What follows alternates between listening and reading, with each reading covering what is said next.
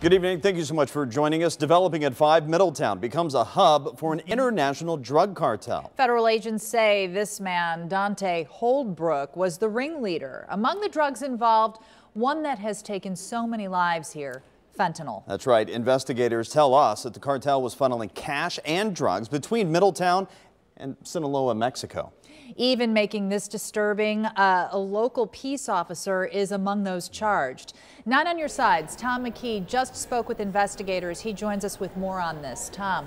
Well, this is a very, very big story. It began as an FBI undercover operation for money laundering in San Diego. And when investigators followed that money, the trail led to Middletown. That's where a sophisticated cell was operating to sell fentanyl and heroin, then send the profits to the, as you said, the Sinaloa drug cartel in Mexico. That is the one headed by the infamous El Chapo. If you think about our fight against opioids here in Southern Ohio like a boxing match, this isn't a knockout blow. But what this is a body blow in round 2 that the opponent is going to feel. Hopeful words Thursday from Benjamin Glassman, U.S. Attorney for the Southern District of Ohio. They followed the indictment of 12 people on charges tied to the operation of a fentanyl cell in Middletown.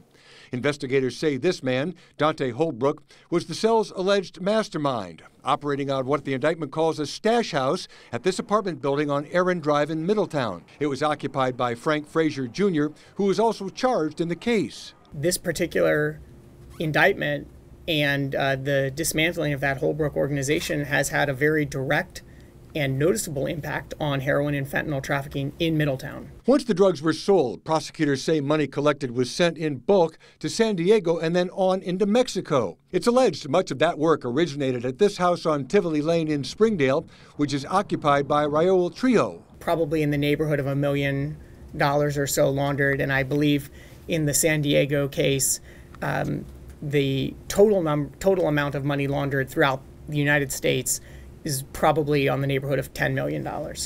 There was one law enforcer indicted in the case, a fact Glassman called disturbing.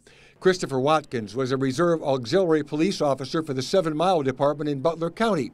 He allegedly was recruited to bring drugs back from the West Coast. When you're dealing with a crisis of this magnitude, it's going to be the case, I think, that people from all walks of life get caught up in it.